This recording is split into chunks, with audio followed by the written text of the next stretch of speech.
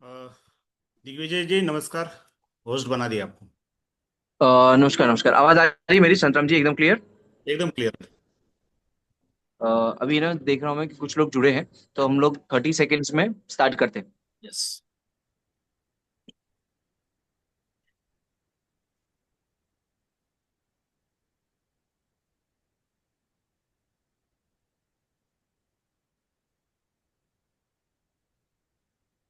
तो वजन धरो भाई, कैसा है थी।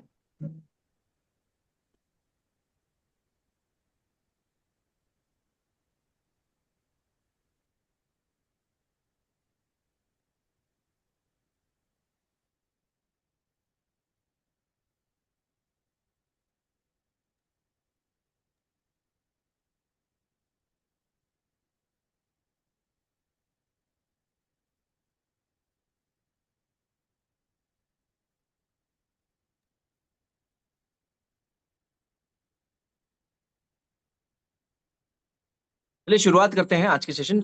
मैं चीज महंगी और महान बेचता हूँ। मैं चीज महंगी और महान बेचता हूँ। लोग ईमान बेचते हैं और मैं मुस्कान बेचता हूँ। मैं मुस्कान बेचता हूँ। नमस्कार दोस्तों, मैं दिग्विजय जीत बहादुर पटेल आपका स्वागत करता हूँ आज के इस वेबिनार में। और कुछ बातों का आप सभी लोगों को ध्यान देना बहुत ही आवश्यक है कि ये मीटिंग, ये वेबिनार टेलीविजन प्रसारण की तरह बिल्कुल भी नहीं है। मैं आपको देख और सुन सकता हूँ और आप भी मुझे देख और सुन सकते हैं। और साथ ही साथ आप सभी लोग जब मीटिंग के दौरान, जब मीटिंग चल रही है, तो कृपया करके ना स्पीकर को बोलने दें और किसी प्रकार का डिस्टरबेंस ना करें। प्लीज अपने आप को म्यूट रखें। आप सब कुछ लोगों को बोलने का मौका दिया जाएगा स्पीकर के द्वारा। और बिना किसी देरी के तो ये वेबिनार को हम आगे बढ़ाते हैं। तो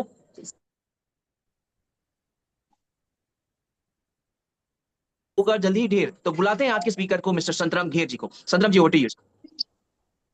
नमस्कार। सर्वांना नमस्कार।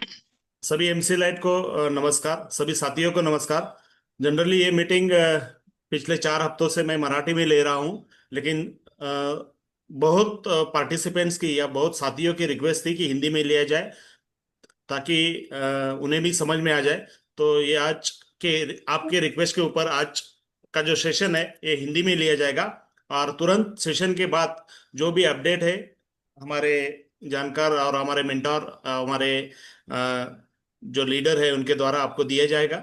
तो शुरू करते हैं आज का सेशन कुछ पीपीटी के साथ, जो बहुत ही इम्पोर्टेंट सेशन है। और ये सेशन इसलिए इम्पोर्टेंट है कि हम जब जब कोई भी बिजनेस शुरू करते हैं या कोई भी काम हो अपना, तो उसके लिए हमें गवर्नमेंट की तरफ से या हमारे देश में जो भी चल रहा है, तो उसके लिए उस प्लेटफॉर्म पे हमें क्या क्या करना पड़ेगा, या गवर्नमेंट की जो भी गाइडलाइंस है उसके अनुसार हमें कैसे कैसे जाना है, तो उसका हम यहाँ पे डिस्कस करेंगे।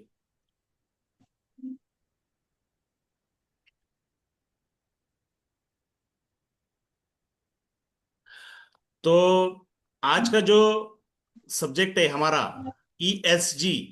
तो ये ईएसजी क्या है, और इसका मीनिंग क्या है, और इसका सिग्निफिकेंस क्या है, इसकी जरूरत क्या है हमें डिस्कस करने की, और अ, इसके फायदे क्या है और हम कैसे जा सकते हैं, इसके बारे में हम चर्चा करेंगे।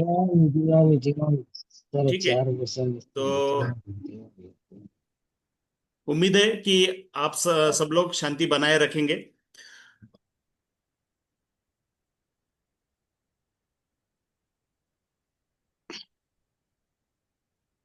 अभी ये जो पर्व चल रहा है, एक पावन पर्व चल रहा है माँ नवदुर्गा का, नवरात्रि का। तो सभी भारतवासियों के एमसीएल की तरफ से मैं माँ दुर्गा को नमन करता हूँ और प्रार्थना करता हूँ कि हमारी जो आपदा है, जैसी बाढ़ की वजह से बहुत लोगों के ऊपर आपदा आई है, तो जल्दी से जल्दी उनको राहत दी जाए। और हमारे जो कार्य है नेचर में, और हमारा जो नेचर है वो दोनों को बैलेंस करने की हमें शक्ति दे, ताकि भविष्य में हम सस्टेनेबल तरीके से आगे बढ़ सके, और हमें उस दिशा में जाने के लिए हमें एक विचार दे या प्रेरणा दे। तो चलते हैं आज के सेशन के ऊपर। ESG, एनवायरमेंटल सोशल गवर्नेंस, तो क्या है इसकी डेफिनेशन, व्याख्या क्या है? पर्यावरणीय शाश्वतता, समाज के प्रति जवाबदारी, इन दोनों चीजों का जो एग्जीक्यूशन है, मराठी में अमल बजावनी कहते हैं, वही है ESG। और इंग्लिश में डेफिनेशन देखा जाए तो ESG is a framework used to evaluate companies' sustainability and ethical impact, assessing its environmental stewardship, social practices, and corporate governance.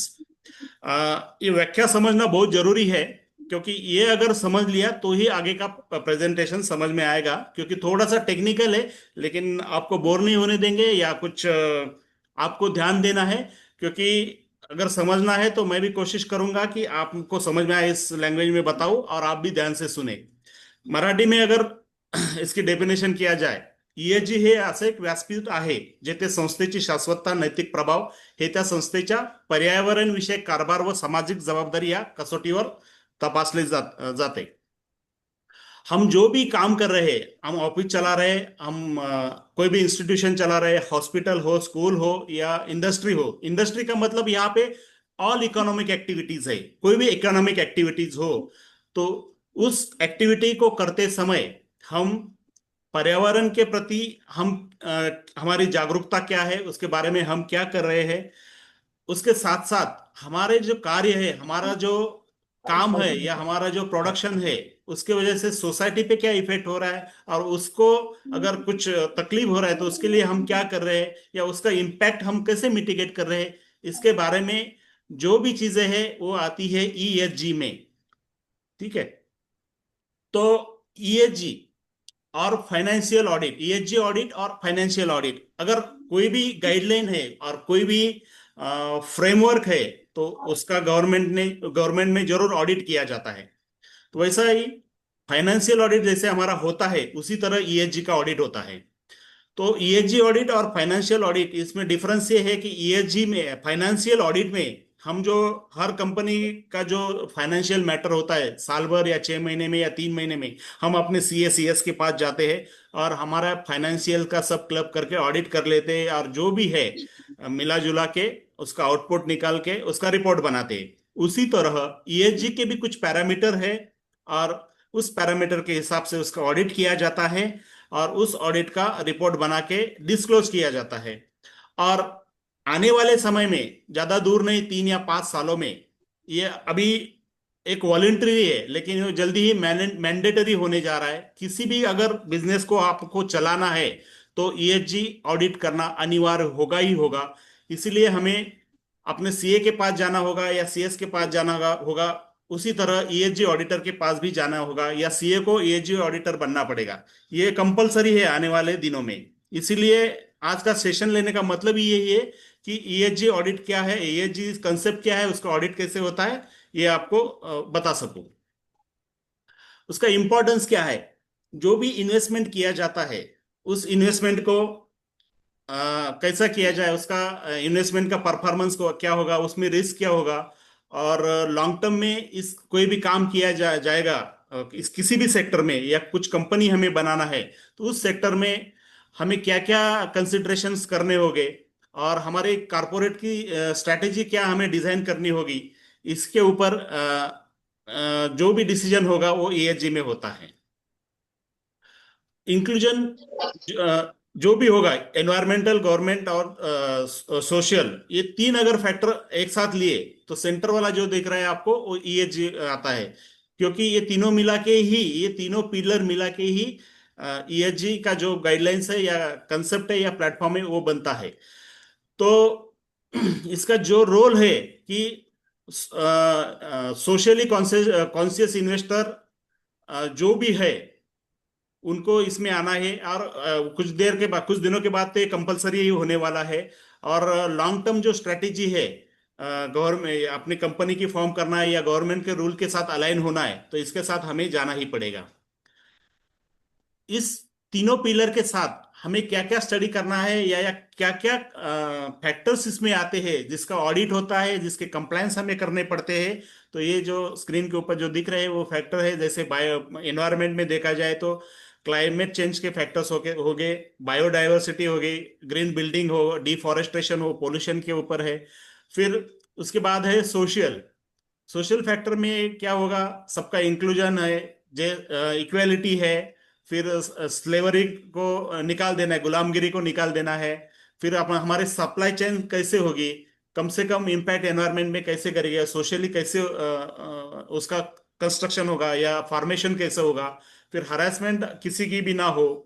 Cultural, हमारा जो भी कल्चरल वैल्यूज है वो कैसे हम प्रोटेक्ट कर सकते हैं, हेल्थ और सेफ्टी के ऊपर कैसा हम ध्यान दे सकते हैं, और हमारी डेटा है, हर एक का डेटा एक प्राइवेट होता है, वो उसका सिक्योरिटी हम कैसे कर सकते हैं। ये दोनों मेन मेन चीज है। लेकिन ये तब इंपॉर्टेंट है जब इसका एग्जीक्यूशन सही तरीके से किया जाए, जिसको बोलते हैं गवर्नेंस। जो हमारा प्रशासन है, या हम जो बोलते हैं कि हमारी जो भी तीन व्यवस्था है, तो उसके अंदर एक गवर्नमेंट, या एक गवर्नमेंट एक व्यवस्था है, जुडिशियरी है, और और ये है कायदा पालिका बोलते हैं, या जहाँ पे रूल्स रेगुलेशन जनरेट होते हैं, वो जो संसद बोलते हैं उसको। तो गवर्नेंस में क्या आता है, रिस्क मिटिगेशन आता है, anti bribery, bribery, accountability, leadership, decision making. हम इस दोनों चीजों के जो भी फैक्टर्स है उनको इम्प्लीमेंट कैसे करते हैं, और इनका कंप्लायंस करके इसका डिस्क्लोजर कैसे करते हैं, ये सब इसमें आता है। तो एक एक पिलर हम थोड़ा सा डिटेल में देख लेते हैं कि क्या होगा। एनवायरमेंट अगर पिलर की बात किया जाए, तो कंपनी इन्वायरमेंट के बारे में कंसिडरेशन कैसे करती है, या उसके बारे में काम कैसे करती है, इसका इसमें सब डिटेल्स होगा, और इसके बारे में जो भी रेगुलेटरी फ्रेमवर्क है उसके साथ वो काम करेगी। उसके बाद वेस्ट मैनेजमेंट के लिए क्या पॉलिसीज है कंपनी के, पोल्यूशन प्रिवेंशन के लिए क्या पॉलिसीज है, और क्लाइमेट चेंज जो है उसके साथ कैसा मिटिगेशन करेगी, ये सब उसमें आता है। जैसे आज हमने ये पिक्चर बहुत बार इसके पहले श्याम सर के प्रेजेंटेशन में देखा होगा कि क्लाइमेट चेंज, उसके लिए सब लोग हम काम कर रहे हैं, उसी प्लेटफॉर्म पे हम है। कार्बन फुटप्रिंट या कार्बन क्रेडिट, ये चीजें भी हम सुनते आ रहे हैं। तो इसी ये सब इसके इसी का एक पार्ट है, कुछ अलग नहीं है। हम जो ईएसजी प्लेटफॉर्म में जो करते हैं इसी का एक पार्ट है। और इन्वेस्टर जो भी आज इंटरेस्टेड है, सब ईएसजी कंप्लायंट जो फ्रेमवर्क है, इसके साथ जो इन्वेस्टमेंट करेगा, या इसके साथ जो भी सप्लायर होंगे जो काम करेंगे, इसी के साथ सब लोग जाना चाहते हैं, इसलिए ये फ्रेमवर्क इंपॉर्टेंट है। उसके बाद है सेकंड पिलर, सोशल रिस्पॉन्सिबिलिटी। हम हमारे एम्प्लॉय को कैसे ट्रीट करते हैं, सप्लायर्स को कैसे ट्रीट करते हैं, हमारे कम्युनिटीज को हम कैसे ट्रीट करते हैं हमारे बिजनेस में। फिर लेबर लॉज क्या हो गए, ह्यूमन राइट्स क्या हो गए, और हमारा एज ए स्टेक होल्डर, हम as a company, as a organization, हमारे हर स्टेक होल्डर के प्रति हमारी रिस्पॉन्सिबिलिटी क्या होगी, रेपुटेशन क्या होगा, हम ब्रांड वैल्यू कैसे बनाएंगे, ये सब चीजें इसमें आती है। जैसे सोशल जस्टिस, और ये जी सोशल जस्टिस हम कैसे दे रहे हैं, डिस्क्रिमिनेशन हम कम से कम कैसे करें, सबको इंक्लूजन कैसे करें, सभी लोगों को जॉब में या सभी सेक्टर में कंपनी के, और ब्रांड के प्रति हम लॉयल्टी कैसे बनाएं। थर्ड जो पिलर आता है, गवर्नेंस। तो इसकी जो भी पॉलिसी है एनवायरनमेंट की, और सोशल एग्जीक्यूशन की, सोशल रिस्पॉन्सिबिलिटी की, और एनवायरमेंटल रिस्पॉन्सिबिलिटी की, एनवायरमेंटल सस्टेनेबिलिटी की, तो हम ये कैसे इंप्लीमेंट करते हैं, इसके ऑडिट किस तरह से कैरी करते हैं, और कंप्लायंस टाइम पर करते हैं क्या, इसके डिस्क्लोजर करते हैं क्या, उसमें ट्रांसपेरेंसी है क्या, इसमें फिर ये सब करके गवर्नेंस स्ट्रक्चर इफेक्टिव वे में हम लाते हैं क्या, ये सब इसके बारे में स्टडी किया जाता है। वही है, इसका ही एक्सटेंशन है कि गुड गवर्नेंस प्रैक्टिसेस। फिर हमारा जो बोर्ड रहेगा वो डाइवर्सिफाइड होना चाहिए, सभी चीज़ों को उन्होंने आकलन करना चाहिए, या सभी चीज़ों का जस्टिस उन्होंने करना चाहिए। डिसीजन मेकिंग प्रोसेस में हम ट्रस्ट कैसे बिल्ड कर सकते हैं, ये सब है। अभी इतना सब जमेला है, कोई कहेगा कि भाई हम हमारा बिजनेस करके बहुत परेशान हैं, नाना अनेक तरह की रिस्पॉन्सिबिलिटी है, डेली में अनेक प्रकार की फायर फाइटिंग है, तो हमें क्या बेनिफिट है। बेनिफिट तो 40-50 प्रकार के हैं, तो मैंने कुछ गिने चुने यहाँ पे दिए हैं। क्योंकि ईएसजी फ्रेमवर्क में अगर आप जाओगे और कंप्लायंस करोगे, तो लॉन्ग टर्म के लिए डेफिनेटली बेनिफिशियली होने वाला है। क्यों? क्योंकि आपको एक कॉम्पिटिटिव एडवांटेज मिलेगा, एनवायरनमेंट के जो भी गवर्नमेंट की तरफ से बेनिफिट्स है वो बनेंगे मिलेंगे। आपका प्रोडक्ट सस्टेनेबल होगा, आपका जो एनवायरनमेंट या क्या बोल सकते हैं, आपकी जो कंपनी का जो कल्चर होगा वो सस्टेनेबल होगा। कोई भी रिस्क है तो आप उसका मिटिगेशन कर सकते हो। आपकी प्रोडक्ट की कॉस्ट भी कम हो जाएगी, आपका फाइनेंशियल परफॉर्मेंस भी अच्छा रहेगा, कॉस्ट इफिशियंसी आएगी, कैपिटल एक्सपेंडिचर भी कम होगा, और ईएसजी की तरफ से जो फंड्स है गवर्नमेंट के वो भी मिलेंगे। रेपुटेशन आपका बढ़ेगा बढ़ेगा। रिस्क मैनेजमेंट आप कम कर सकते हो, और इनोवेशन को फॉस्टर कर सकते हैं। कोई भी कंपनी है, R&D उसका एक आत्मा है, उसको फॉस्टर करना जरूरी है। ऐसे अनेकों बेनिफिट है ईएसजी की वजह से। तो ये ट्रिपल बॉटम लाइन, जैसे people planet profit, triple bottom line accounting, जैसे आजकल की CACS की जो अकाउंटिंग है ये तीनों बेस में ही है। ये एक तरह की अकाउंटिंग थी, उसके बाद में अभी ईएसजी उसमें ऐड अगर किया तो ये दोनों मिला के सस्टेनेबिलिटी बन जाती है। तो इसका जो स्कोप क्या है, एनवायरनमेंट में, सोशल में और गवर्नेंस में, जो जैसे ऑलरेडी मैंने डिस्कस किया, ये डिफरेंट डिफरेंट स्कोप है जो आप देख रहे हैं। इसे दोहराने की जरूरत नहीं। अभी सस्टेनेबिलिटी क्या है, जैसे मैंने ऑलरेडी बताया, हम सस्टेनेबिलिटी सस्टेनेबिलिटी वर्ड हमेशा सुनते आ रहे हैं, लेकिन क्या है ये triple bottom line, people planet profit और ईएसजी, अगर ये दोनों को मिला दिया जाए तो वो सस्टेनेबिलिटी हो जाती है। ऑलरेडी यहाँ पे एक्सप्लेन किया है मैंने कि gap process, generally accepted accounting practices जो हम CACS के पास करते हैं, और नया जो अकाउंटिंग या ऑडिट प्रोसेस आ रहा है वो ईएसजी का, वो दोनों मिला के सस्टेनेबिलिटी अकाउंटिंग या सस्टेनेबिलिटी डिस्क्लोजर्स ऐसा होगा। ये तीनों पिलर है। जैसे हम एनवायरनमेंट और सोशल पिलर अगर एक साथ ले गए तो वो बियरेबल होगा। एनवायरनमेंट और इकोनॉमिक एक्टिविटी अगर साथ में करें तो वो जस्ट वायबल होगा। सोशल और इकोनॉमिक लगे तो इक्विटेबल होगा। लेकिन तीनों अगर मिला गए तो वही सस्टेनेबल होगा, दूर तक जाएगा, और वही बिजनेस सस्टेनेबल या सक्सेसफुल होगा। अभी देखो, कोई भी चीज हमें करना है या कोई भी गाइडलाइन अगर हमें लानी है, तो हर एक कंट्री में उसका जो रूपरेखा होता है अलग अलग है। ये 8-9 प्रकार की जो रूपरेखा है, अलग अलग कंट्री में अलग अलग है। जैसे आप GRI इनिशिएटिव है, VRF है, TCFD है, आप देख रहे हो, IFSD, SDG है।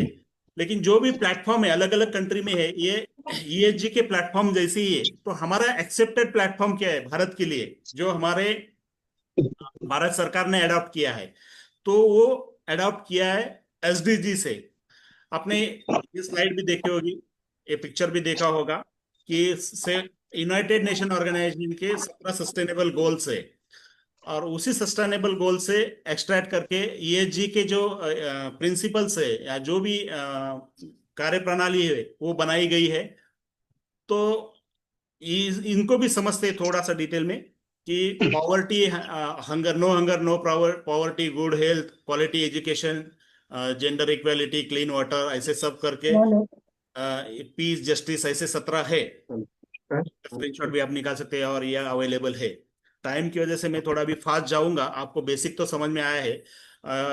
2015 में 193 देशों ने एक एग्रीमेंट साइन किया था कॉन्फ्रेंस ऑफ पार्टीज में, जो परिषद हर साल होती है। हमारे माननीय पंतप्रधान श्री नरेंद्र जी मोदी ने SDG के ऊपर काम करने के लिए जो भी उसके सस्टेनेबल गोल्स है उससे एक्सट्रैक्ट करके ESG का प्लेटफॉर्म बनाया है विकसित भारत के लिए। और SDG तो एक ओवरऑल विजन मिशन, और ओवरऑल विजन मिशन है पूरा पूरे वर्ल्ड के लिए। और ESG जो फ्रेमवर्क हमने बनाया है वो बहुत ही प्रैक्टिकल है। हम मेजरेबल वे में कैसे बना सकते हैं, एक्चुअल काम कैसे कर सकते हैं, उसको मैनेज कैसे कर सकते हैं, इसीलिए ये हमारा प्लेटफॉर्म बना है ESG का। और हमारे MCL की बात की जाए तो एक ही है। 17 सस्टेनेबल गोल्स हो, ESG हो या MCL का 5 मिशन है, they are all interrelated, all interrelated. तो इसमें जो भी प्रिंसिपल्स है या गाइडलाइंस है कम ज्यादा हो सकते हैं, लेकिन वो सब इंटर रिलेटेड है। इसका ही एक्सट्रैक्ट एक दूसरे में है। अभी ये 17 सस्टेनेबल गोल्स है, अगर ESG के फॉर्म में अगर लाए जाए तो ऐसे आपको दिखेंगे। पॉवर्टी का देखा जाए, जेंडर इक्वेलिटी का, सोशल और गवर्नेंस में आता है। अलग अलग स्प्लिट अप अगर देखे तो अलग अलग इसमें इसका ये आ जाएगा, मतलब डिस्क्रिप्शन आ जाएगा, आप समझ रहे होगे। तो अपना जो स्टेटस है ईएसजी प्लेटफॉर्म में या एसडीजी में, सोशल सस्टेनेबल डेवलपमेंट गोल में हम कहाँ पे खड़े रहते हैं। यूएसए का जो रैंकिंग है 39 है, उसका जो स्कोर है, हर एक को स्कोर दिया जाता है। और इंडिया का जो स्कोर है 112 है, जो 121 था पहले, 9 अंकों से ऊपर आया है। आप देख रहे हो 63.45 का स्कोर है। इसका स्कोर कैसे निकालना उसकी भी एक प्रणाली है, लेकिन जस्ट एक रिलेटिव इंफॉर्मेशन के लिए मैं दे रहा हूँ। जैसे इंडिया का स्कोर है 66, और उसकी रेटिंग और रैंकिंग्स होती है। मैं थोड़ा फास्ट जाऊंगा। ईएसजी रिपोर्टिंग स्टैंडर्ड, जैसे हमारे देश में जो ईएसजी है, तो उसमें जो गाइडलाइंस बनाए हैं, तो उस गाइडलाइन को बोलते हैं national guidelines on responsible business conduct, NGRBC. अभी आपको टर्म्स बहुत हार्ड हार्ड लगेंगे, तो समझने की एक कोशिश करो कि एक प्लेटफॉर्म है, उसके कुछ गाइडलाइंस बनाए हैं और वो हमें फॉलो करने हैं। ज्यादा लोड लेने की जरूरत नहीं है। सेबी जो है, सेबी ये इंस्टीट्यूट सबको पता है, security exchange board of India, उन्होंने भी कुछ बीआरएसआर नाम के गाइडलाइंस बनाए हैं। Business responsibility and sustainable reporting. तो इन्वेस्टर क्या कंसिडर करता है ईएसजी में? अगर इन्वेस्टमेंट करना है या किसी भी बिजनेस में इन्वेस्टमेंट करना है, तो ईएसजी में क्या कंसिडरेशन किया जाता है? कि रेगुलेटरी इंटरवेंशन क्या होगा, इनपुट कॉस्ट क्या होगी, बिजनेस की इथिक्स हम कैसे संभालेंगे, करप्शन, कारपोरेट जो वैल्यूज है उसके रेपुटेशन हमें कैसे मेंटेन किया जाएगा, सप्लाई चेन कैसे होगी, ये सब चीजें इसमें कंसिडर किए जाते हैं। तो अगले 4-5 मिनट में मैं खत्म करूंगा, आगे आगे भी हमें बात करनी है। ESG and financial performance, definitely कोई भी अगर ईएसजी में खर्चा करता है या ईएसजी प्लेटफॉर्म में जाता है, तो शुरुआत में बहुत डिफिकल्ट लगेगा, क्योंकि कुछ नया एकदम करना है। और जैसे आपके मशीन के डिजाइन हो या कार्य प्रणाली हो, उसमें अगर चेंज करना है तो खर्चा तो आता है। लेकिन डेफिनेटली इस प्लेटफॉर्म पे अगर गए हम, तो पहले जैसे बताया कि ओवरऑल परफॉर्मेंस में सुधार आ जाता है। तो क्यों सुधार आता है? कि फाइनेंशियल रिजल्ट आपके बढ़ते हैं, लो कॉस्ट होती है जैसे पहले ही बताया, वैल्यू आप value in overall integrated value आपकी बढ़ती है, स्टेक होल्डर का एंगेजमेंट बढ़ता है, और जो ओवरऑल ट्रस्ट है वो आपका बढ़ता है। अभी ये सब जो चीजें हैं, तो हमारे देश में कौन करता है, कैसे ड्राइव होता है? तो एक मिनिस्ट्री है, मिनिस्ट्री ऑफ कॉरपोरेट अफेयर्स। ये जो निर्मला सीतारामन मैम है, दो मंत्रालय अभी संभालती है, उनके पास ये कॉरपोरेट अफेयर्स का डिपार्टमेंट है। उनके अंदर एक इंस्टीट्यूट है, आईआईसी है, Indian institute of corporate affairs. ये वो इंस्टीट्यूट है जो सभी गाइडलाइंस बनाती है गवर्नमेंट के लिए, और ये गवर्नमेंट की इंस्टीट्यूट है, इनके द्वारा ही ये सब गाइडलाइंस करके उसको रिव्यू करना, आर&डी करना, जो भी है इसके रिलेटेड, वो सब ये इंस्टीट्यूट देखती है। कोर फंक्शन क्या है ये इस इंस्टीट्यूट के, आईआईसीए के? इतने सारे capacity building, policy advisory, knowledge management, public outreach यानी ट्रेनिंग देना, फिर इनोवेशन एंड लीडरशिप। इसमें देखा है एक एक जो फंक्शन है इनका ईएसजी का, एनवायरमेंट, सोशल गवर्नेंस और कारपोरेट रिस्पॉन्सिबिलिटी, इसके ऊपर भी काम करना, ह्यूमन राइट्स के ऊपर काम करना।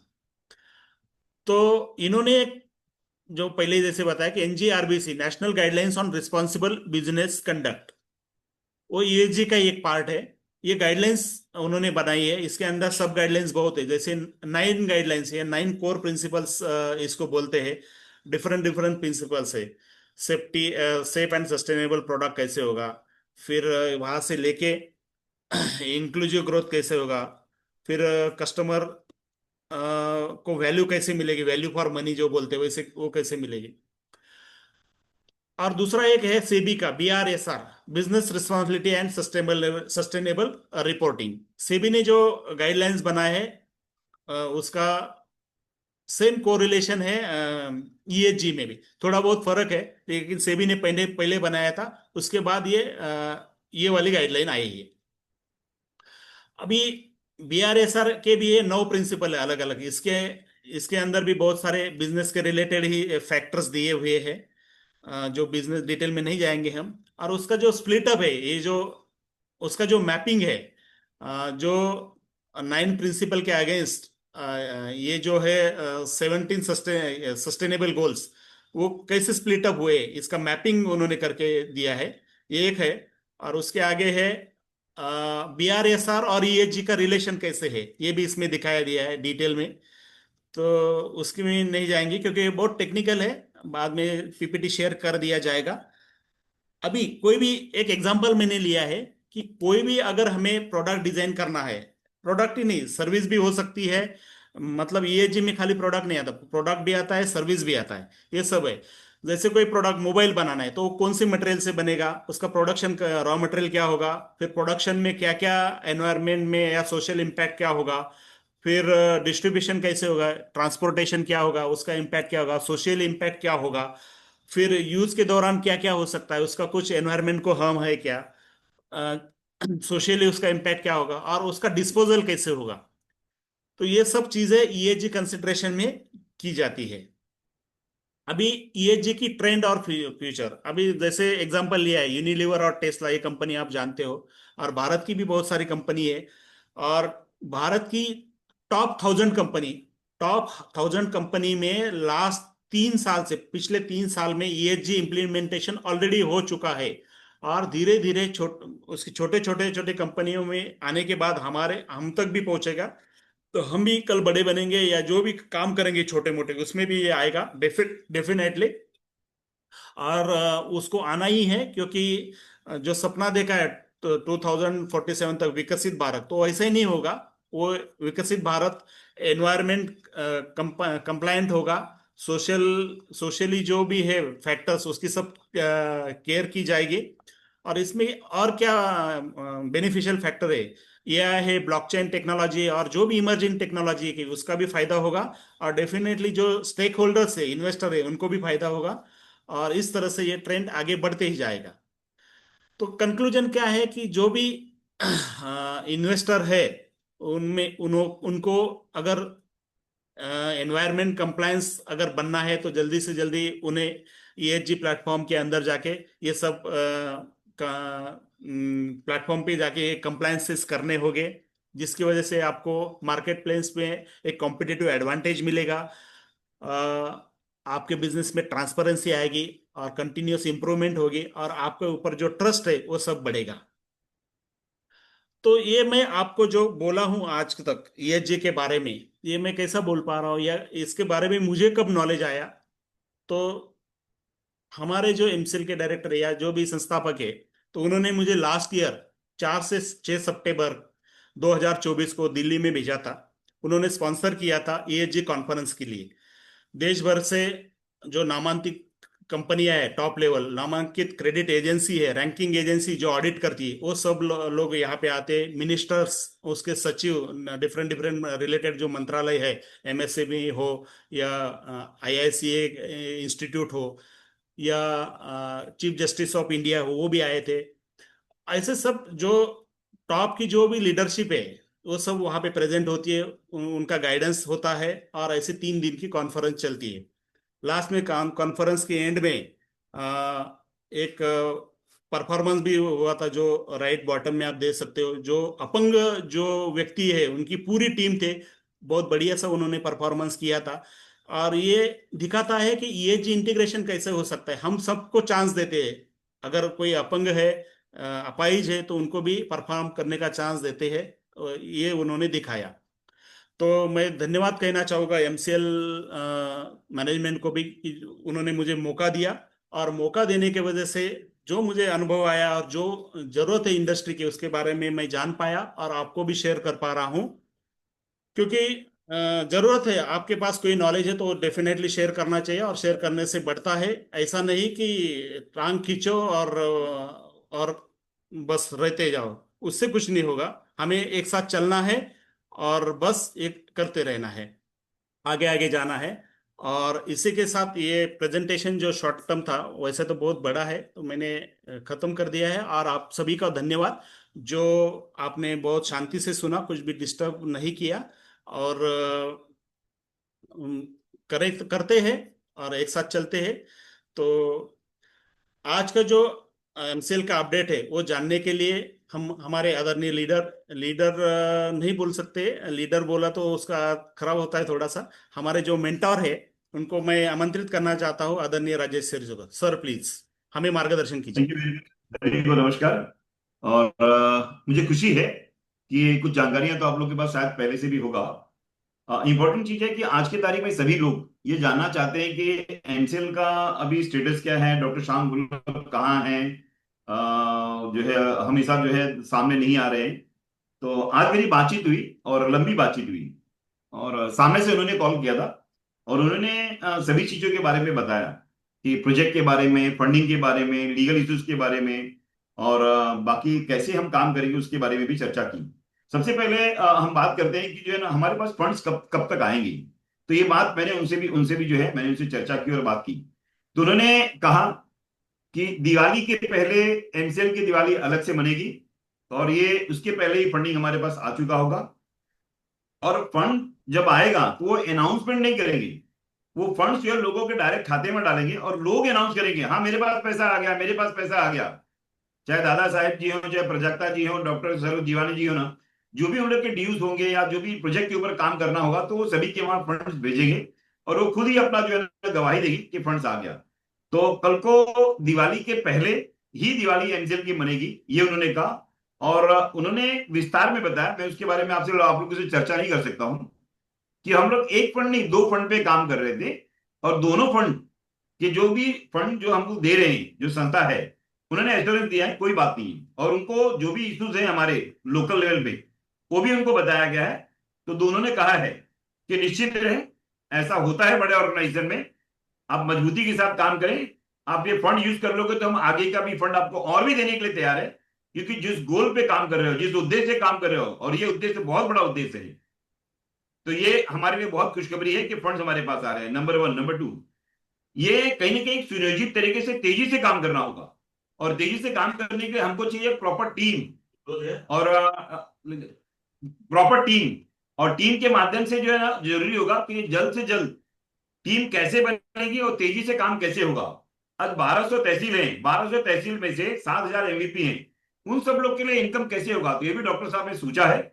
और तेजी से उनकी इनकम जल्द से जल्द कैसे जनरेट हो, इसके बारे में उन्होंने विस्तार से बातचीत की। तो बस शुरू होने की देर है, ये 100% होगा।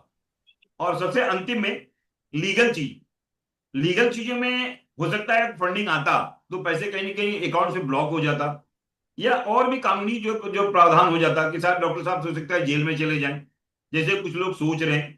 तो ये कोई केस नहीं है, ये बच्चों वाला खेल है ये, इसमें कोई दिक्कत नहीं हो रहा। लीगल वाला, लीगल चीज में कोई प्रॉब्लम नहीं उनको है, लेकिन उन्होंने सावधानी बरती। उनके लीगल जो एडवाइजर थे उन्होंने बताया था, तो जरूरी था कुछ दिन के लिए जो है ना ग्राउंड लेवल पे काम करने के लिए, जहां जिसको आंसर देना था ऑलरेडी आंसर दे चुके हैं, सभी चीजें कंप्लीट हो चुकी हैं, अब बाकी फंडिंग पे काम करना है। तो फंडिंग के लिए उन्होंने कुछ दिनों के लिए रोक के रखा था, अब फंडिंग ही हमारे पास जल्दी आने वाली है, तो फंड से आ जाएगा और हम आसानी से काम कर पाएंगे। तो लीगल इश्यूज भी हमारे पास नहीं है। डॉक्टर श्याम गुलाब जी स्वस्थ हैं, कोई चिंता करने वाली बात नहीं है, कोई दिक्कत वाली बात नहीं है, वो सेफ है, एमसीएल सेफ है, आगे भी कुछ नहीं होगा, कोई दिक्कत नहीं होगा। कितने भी लोग कंप्लेंट कर ले, कुछ नहीं होना है। लेकिन उन्होंने एक आह्वान किया था कि राजेश जी, लोगों लोगों को तकलीफ है, देरी हुई है और लोगों को तकलीफ है, इसलिए लोग नाराज हैं। तो मैं उन सभी लोग का स्वागत करना चाहूंगा कि फंडिंग 100% ये आ रहा है, सभी लोग मिलकर हम लोग साथ में काम करें और साथ में ही लोगों को लेकर आगे चलें, जिससे कि जो है ना वो सभी लोग हमारे पास काम करें। तो आप सभी लोग मैसेज अपने यहाँ वहां तैयार रहिए, जल्दी से जल्दी फंडिंग तो आ ही रहा है और सभी के प्रोजेक्ट जल्द से जल्द लगेंगे। अगर कोई व्यक्ति नाराज है, अगर उसको रिफंड भी चाहिए, तो कंपनी जो है उनको रिफंड भी जो है ना दे देगी। तो फंड्स आ रहा है, फंड्स आने के बाद सभी चीजें ये होने वाला है। थैंक यू वेरी मच संग्राम गिर जी। ईसीजी हर इंसान के लिए बहुत जरूरी है, अगर ईसीजी सही है तो इंसान जीवित रहेगा, स्वस्थ रहेगा। तो कहीं ना कहीं ईसीजी का काम कहीं ना कहीं बिजनेस के अंदर ये बहुत मैटर करता है। तो बहुत बहुत मुबारक कि आपने बहुत ही अच्छी तरह समझाया कि ये जी, टेक्निकल ये इश्यूज जी, में मुझे बड़ा ये अच्छा लगता है। एसीजी जैसा और ही ये आपने जी है। हम्म, एग्जैक्टली एग्जैक्टली कि बिजनेस के लिए भी बहुत जरूरी है। हम्म, शायद ये अभी शुरुआती दौर पे तो नहीं है, लेकिन ध्यान रखिएगा कि 1 साल के बाद ये सेशन संग्राम घेरे जी ने लिया था और इसी जी का जिक्र किया था, और हम कहीं ना कहीं इस्तेमाल करते हुए नजर आएंगे एक प्रोफेशनल तरीके से। थैंक यू, मुबारक सदराम जी, आपने बहुत अच्छा प्रोग्राम लिया, बहुत बहुत धन्यवाद। थैंक यू सर, सभी एमसीएल पार्टिसिपेंट की तरफ से। और मैं चाहूंगा